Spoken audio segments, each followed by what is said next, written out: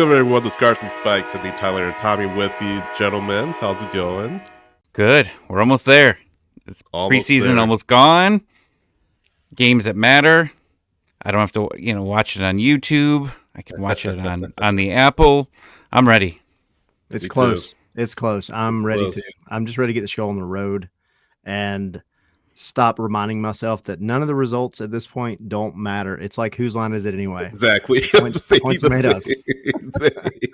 You could be like Toronto FC and Columbus Crew, where they just hid the result of their preseason friendly from everybody for reasons. Yeah, But that one just didn't happen. Whatever. yeah, Like an angry kid, like when they lose in a video game, they just turn the whole game off. Like, whatever. You didn't right. beat me. Exactly. Rage quit. Yeah, guys, we are just days away from the kickoff of the regular season, Saturday, February 24th, at the Columbus Crew at Lore.com Field, the defending champions. And this is our 2024 season preview. We're going to take a look at Atlanta United, take a look at who may break out for the team in 2024, give you our hot takes for the 2024 season, let you know we think will be our MVP, and of course predict the team's finish in the Eastern Conference as well as the Supporter Shield standings. But before we do that, Tommy and Tyler, where did you get that cool gear? I really like it. Where did you get it? Funny story. We have a website, in case you didn't know. And everything. I'm a walking billboard right now, Tommy. I know you're like from the chin up. Sitting billboard. Well, yeah. You're an infomercial right now. I am an infomercial. I am 3 a.m. like 2003 right now.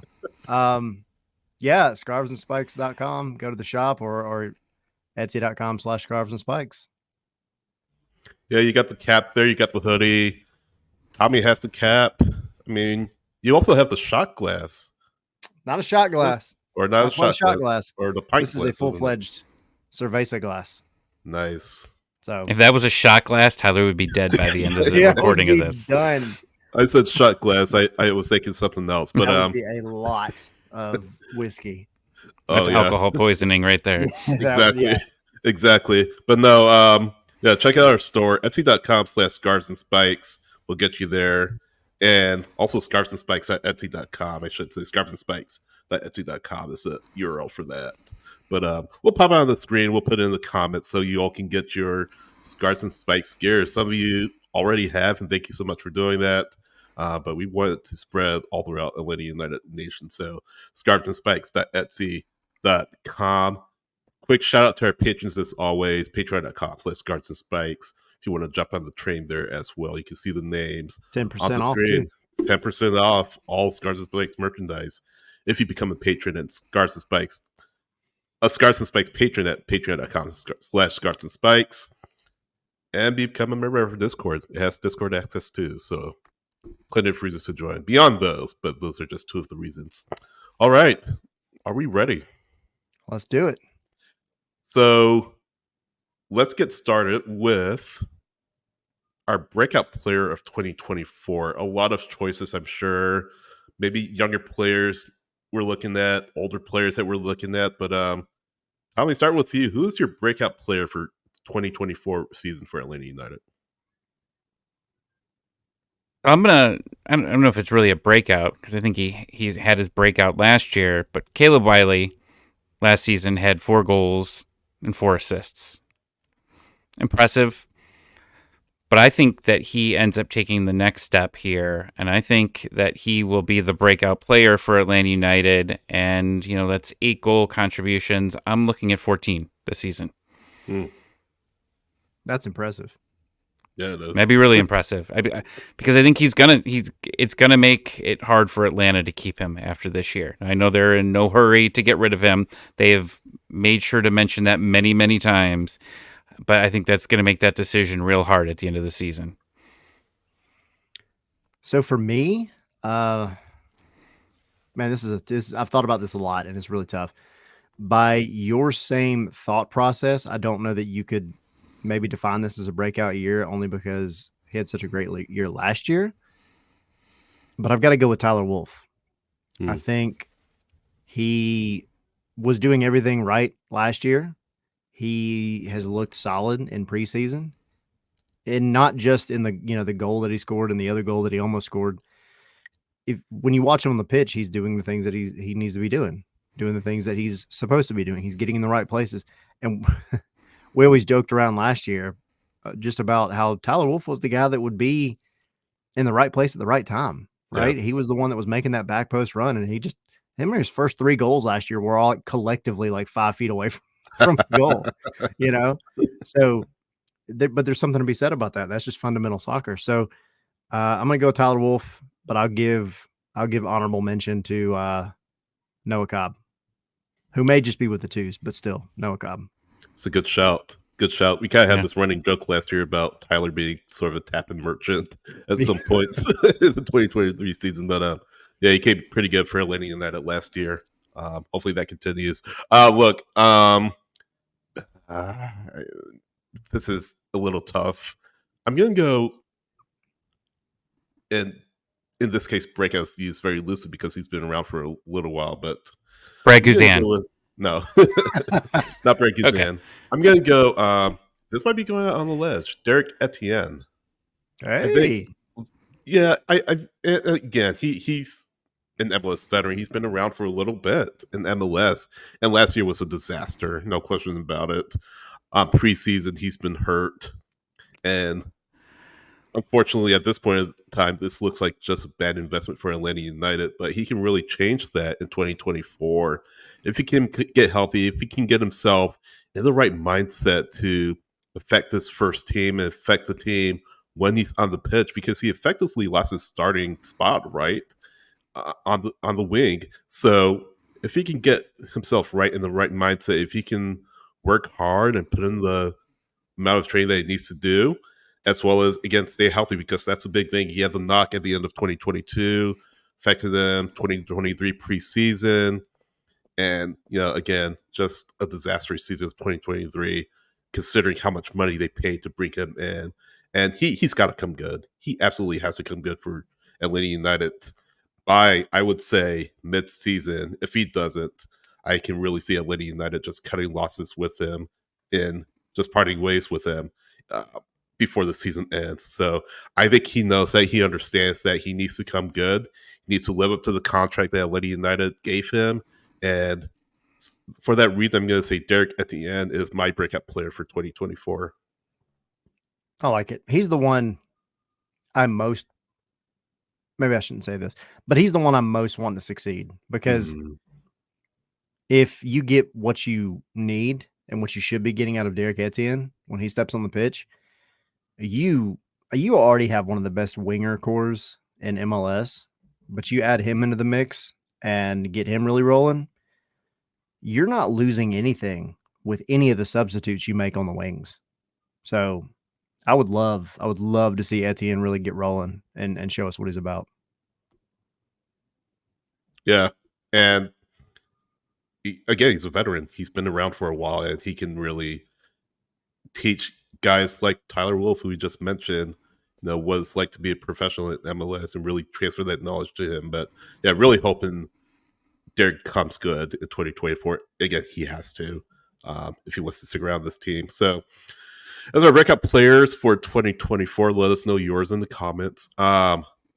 Moving on to hot takes for 2024. Thomas. Well, you kind of stole mine last one, because my original hot take a few weeks ago that we did on our Patreon was, I said that Derek was going to score 5 goals this season. But now he starts the season injured again.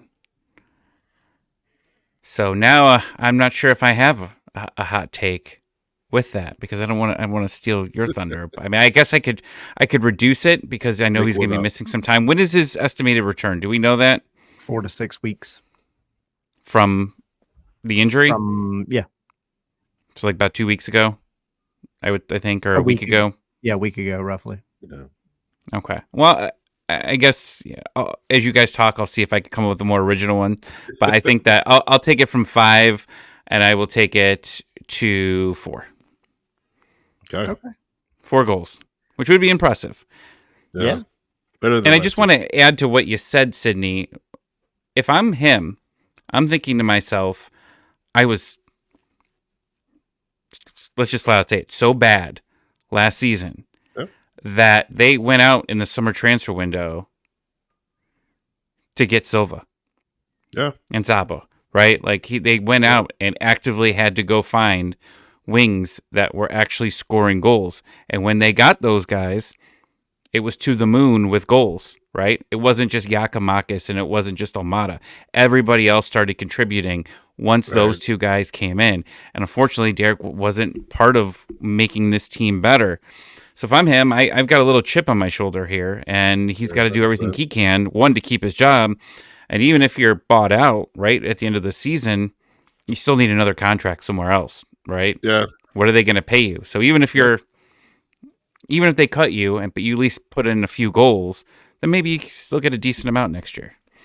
Right. It's a Yeah. good shout. Um, What would you but yeah, say goal contributions to overall? You said 4 goals, but what about contributions overall? 6. Okay. 4-2. Okay. Mm-hmm.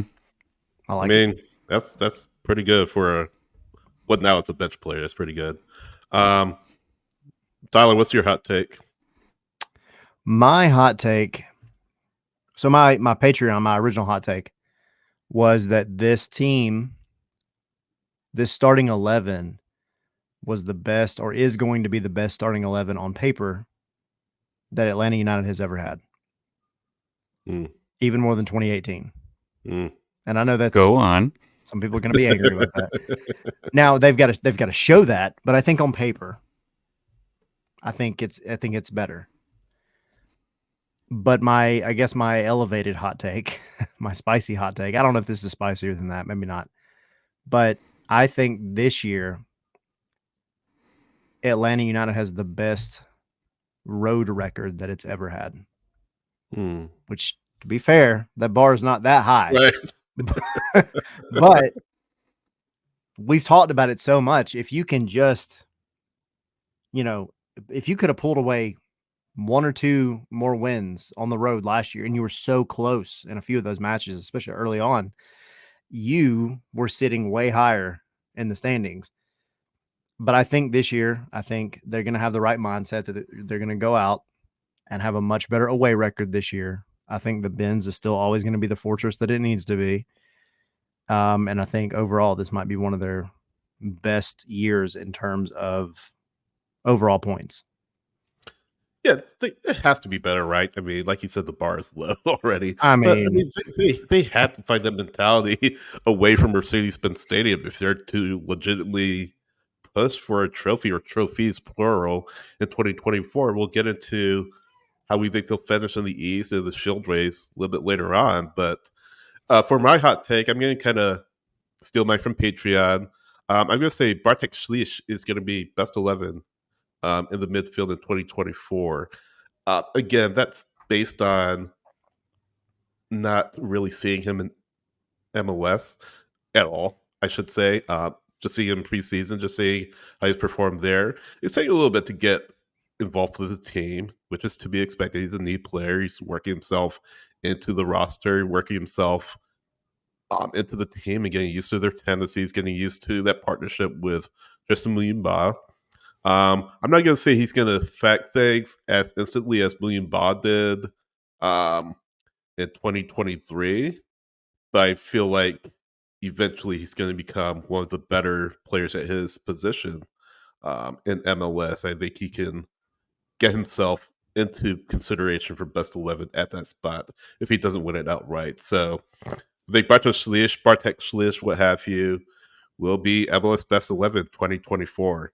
So that is my hot take. so just to add on to that really quick, if you go back and look, I know you're saying it might take him a little bit of time to kind of get built up in MLS, and nobody knows, right? We don't know until we see that first few matches.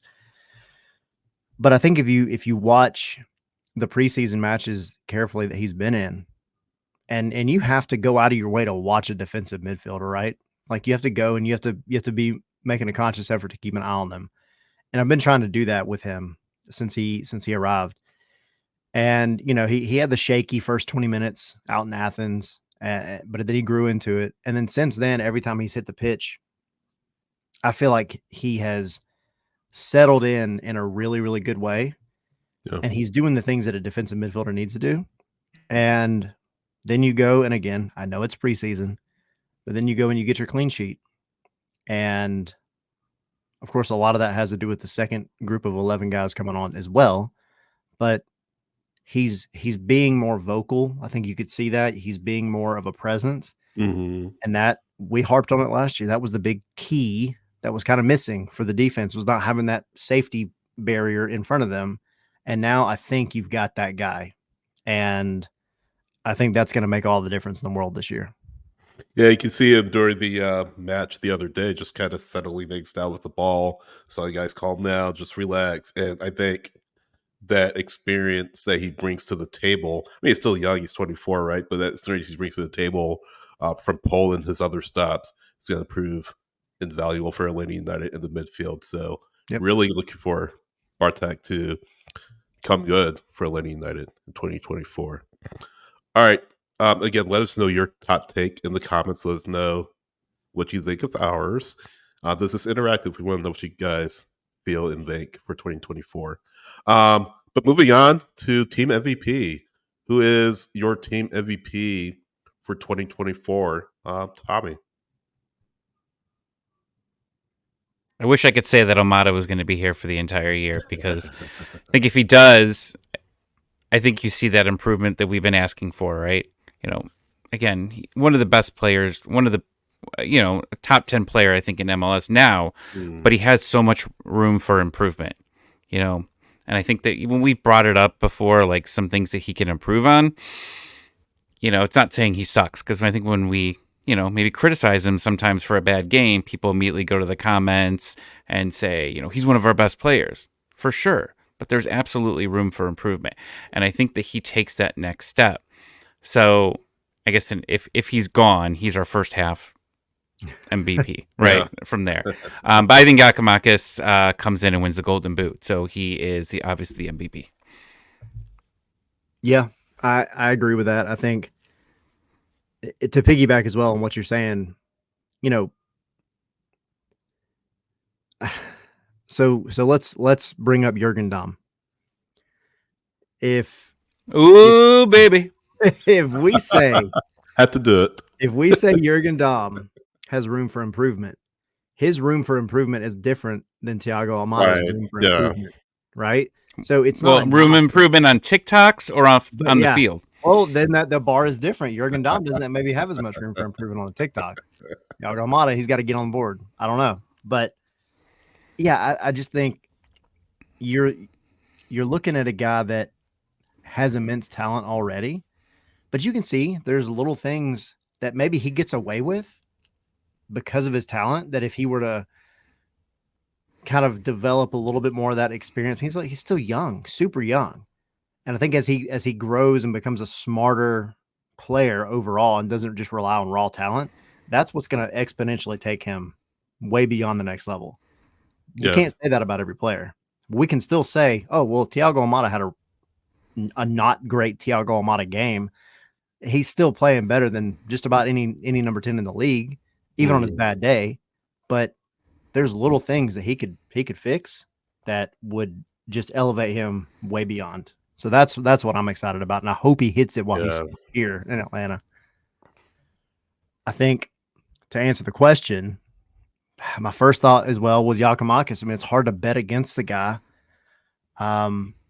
because you think if he comes out doing anything close to what he did this past season, then the Golden Boot's a lock, because he didn't play as many games and his goals per minute ratio was insane, right? Yep. It was like a goal every 90 minutes, basically. So it's hard to bet against him. I think if I've got to pick anybody else besides that, I'm going to go with,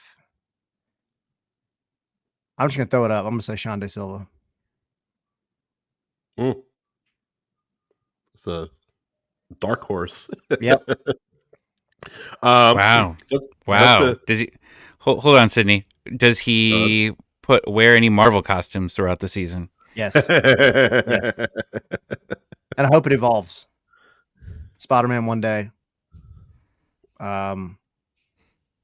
Who else? Who I mean, I don't know what the rest of his personality would fit. Vision. Vision. Oh my god. That would be so odd. It would be. Hulk. Yep, He just comes out with gloves. MLS Hulk needs to be smash. fun. You know, like we're changing rules, blue cards. You know what? Make soccer fun.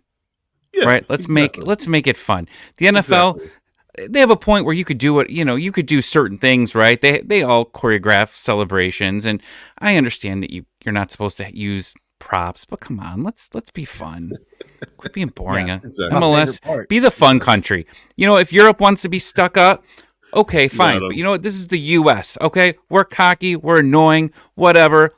Let's make it fun. I think Continue. him and I Muyamba apo- do a Wakanda celebration together. I'm here for it. I'm Yeah, here for it. Mhm. and I think Tiara is involved in that because I think he's kind of on board with some of that stuff Kind of forever. on the social media. I'm here for it. For me, and by definition, MVP isn't necessarily the best player in the league, just as a qualifier, which kind of gives credence, Tyler, to what you're saying about Silva. I mean, I don't think he'll be looked at as the best player in the league if he wins MVP, but he'll be what it is the most valuable player to his team's success. And there is a world where I could probably see that happening, especially if Yakimakis is clicking. So, I mean, he could. I don't think he will, but he could. For me, I mean, it's Yakimakis. I mean, Tommy, you kind of hit on it. If Almada were here for the entire season, which he's not going to be, he would be L89's MVP, I think, based on what we've seen already for him. But I think Yakimakis just Tyler, like you were just talking about how he came in and his production, his goal scoring abilities. That was really with him less than 100%, right? With him not having played preseason, we've talked about it. He came in without a preseason and jumped right in essentially and started scoring goals essentially from the start. And he dealt with some injuries throughout the season. And if you take those away, he easily wins Golden Boot, I think, over Bouanga. So 100% Yakimakis is my MVP. So I think everybody's in agreement. I think Yakimakis is like going to be the one to go back and give Silva a little bit more credence. And it does maybe make a difference if we're talking about Atlanta's MVP or the league MVP. It's going to be tough. It's going to be tough for a guy like Silva, not because he can't, but a winger to go out and have that kind of impact all the time. But if we're talking about Atlanta's MVP, you got significant time where Yakimakis is going to be out. Saba's going to be out. Almada's going to be out. Caleb Wiley's going to be out. Slish maybe going to be out. Gregerson. So, yeah, there's tons that are going to be out, but Johnny Silva, he's going to be one of those quote unquote veteran players that's going to be there through the international breaks. And that's to me where you can really, really judge an MVP character because you've got to be able to hold it down when the rest of these guys are away. And that's your moment to step up. And man, did we ever want Luis Araujo to be that guy last year during some of these breaks, and it never happened.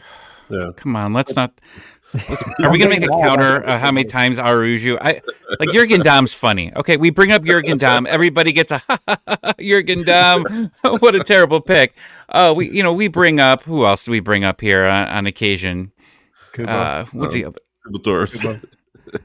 Kubo. Yeah, we bring up Kubo. It's like Kubo. No, you know what? No. I dealt with way too much. Sorry, dealt with way too much shit about Araujo on the spaces, on the comment section, on everything. I don't want to ever hear him again. In here, there's a counter. There's now going to be a dollar jar somewhere and we're going to create our own Venmo for every Right. time Aruju is brought up at this point. You owe $1, sir.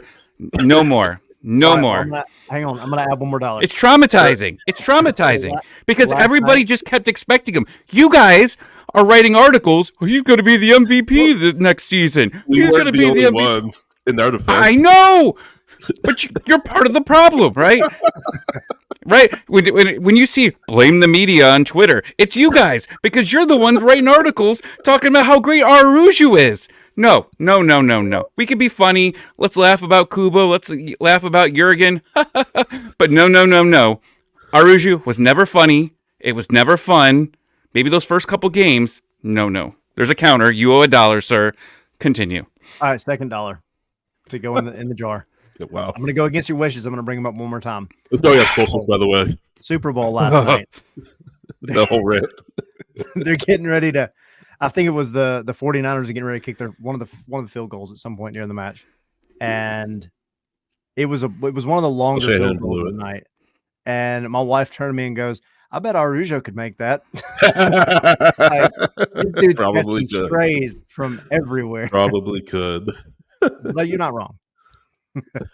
We're sorry, Tommy. Yeah, We'll do better. you need one of these, my friend. Scarves and spikes at etsy.com. Mm-hmm. For all your past player or player that shall not be named Right. headaches. When you're not using it, you can use it as that dollar jar. Yeah, exactly. There you go. This is a lease our rigid free zone from here on out. Again, let us know who your team MVP is in the comments. We want to hear from you as well. And that brings us to our last segment of the episode is predicted order of finish in the Eastern Conference and in the Supporter Shield race. Atlanta United has said time and time again, hey, we want to finish top 4 in the East and get that advantage in the playoffs. And fortunately, didn't do that. They finished 6th in the East in 2023. The Shield standings, they finished 10th. So not at the bottom, but not quite mid-table in the Supporter Shield standings, but still just above. But really, when you look back, we've talked about this a number of times, just very disappointing considering the points they've dropped in 2023. Could have made for a much higher finish in the East and in the Shield standings as a result. So, Tommy, what is your predicted order of finish for Atlanta United in 2024 in the East and in the Supporter Shield? And I'll throw this out there too. We didn't talk about this before. Just trophies. What trophies did they win and why? Oh, that was going to be my bonus question. You beat me to it. Okay. I think Atlanta finishes 3rd here. I do think they're going to be one of the best teams. I think it's 3rd all around, right? Supporters and in the East. I still think the West is mediocre. I still think that 3 or 4 teams are going to finish ahead of the number 1 team in the West. So 3rd overall with that. With trophies, I think they're going to win 1. And it's not going to be Leagues Cup. It won't. We're going to have too many players missing at that point. So that leads you to the Open Cup, and it leads you to MLS Cup. I think the Open Cup, they are going to treat that opening game extremely different because that was embarrassing. Yep. And we always thought at the beginning of the year, we kept talking about Pineda loves Open Cup. He's going to treat it right. And then that lineup comes in, and then they just get completely dominated throughout that entire match. I think he treats that. He's going to treat that with more urgency. But I don't think that they win the U.S. Open Cup. They are going to, I guess it's a hot take too, I think that they have enough of what they have, and they win MLS Cup. I was actually looking at the odds today in Vegas. I'll pull it up while you're going. But Miami's still number 1 to win. Got the best odds of winning MLS Cup. And I don't know. I've watched the preseason tour, and that preseason tour says Miami's winning nothing this year. Yeah. Nothing. For me, I'm stuck between 2nd and 3rd. I'm gonna go with 2nd I'm going to go a second. And I think those top three, I think it's going to be a coin toss between Atlanta, Cincinnati again. And actually, I know everybody probably expects me to say Columbus, but I don't think it's going to be Columbus. I think it's going to be Orlando. So, but I'm You going to think say Columbus second. regresses? I do. Okay. Not much, but I think they do. So, man, yes, and I agree. I agree with your thought process too. Second, the East is second overall because I don't think there's going to be a team that's going to in the West that's just going to fight for it that way. So, silverware. I'm going to go the inverse and actually say the Open Cup. I think the MLS Cup is, I mean, it's reasonable. It's always reasonable, right? You just got to make it to the playoffs. Right. It would have been reasonable in 2023 had Atlanta not had Columbus, right, in the first round. Mm-hmm. But I think the Open Cup to this day, and I've said it so many times, it is on paper still your easiest route to Champions League, Champions Cup. So you go in and you handle business. There are going to be some dates in there that get a little wonky because you're going to have international things and everything else going on. But I think the Open Cup is the one that you need to try to focus on. MLS Cup would be my second choice because you just have to make it to the playoffs and then it's anybody's game. I want to say Supporter Shield, but I really think these international breaks and everything and so many players going out this year are just going to put a damper in the ability to maybe get those last few extra points to stay at the top of the table.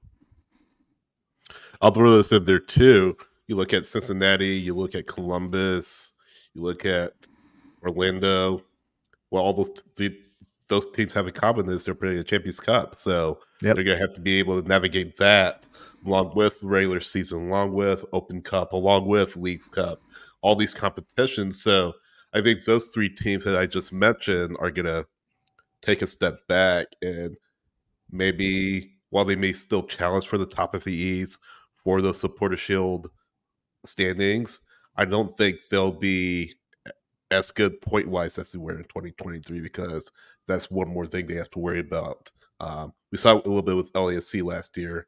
Had a lot of points dropped toward the middle of the season, I think, and came back to haunt them just a little bit. They corrected course. They corrected course, but to some extent, but they finished yeah, I think near the top. Yeah, in third in the West, but the middle of the season just kind of was rough because of all the competitions they were in. That being said, I think Atlanta United could take advantage of that. I feel like they could finish third in the East. I feel like that is their ceiling. As far as supporter shield, I would say like around fourth or so, fourth place. And if you finish in fourth, you get yourself in possibly the running for that Champions Cup spot, which is very important for this club. They haven't played it in a while, and I think getting back is just so important. Don't think they won the Shield. Don't know if they won MLS Cup. I could see them making a run for it. Maybe get to the conference finals or something like that. If everything falls into place, if everything is clicking, and if they could get a legitimate replacement for Almada in the second half of the season.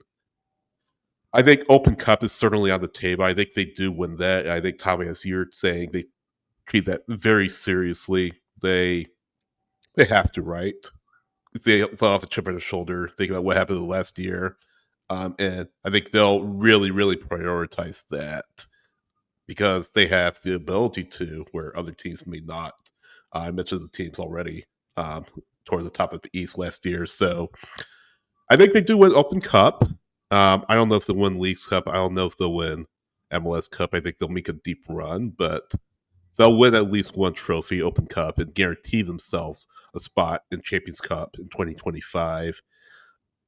Either way, I think they'll finish high enough in the Supporter Shield standings to get themselves in Champions Cup next year. Let me ask you this real quick. Bonus question. My bonus question. What is the minimum in terms of what you consider success? Because then we've kind of had this conversation. Yeah. Is it you have to have a piece of silverware by the time it's all said and done, or is there Yeah. another bar? Pineda said it. Like playoffs should be bare minimum. Playoffs is bare minimum, and I don't want this team sneaking into the playoffs in 2024. I want them to make it with plenty of time to spare. I want them in the top four. I want them to make a deep run of the playoffs. I want them to win a trophy. Yeah, I already said U.S. Open Cup.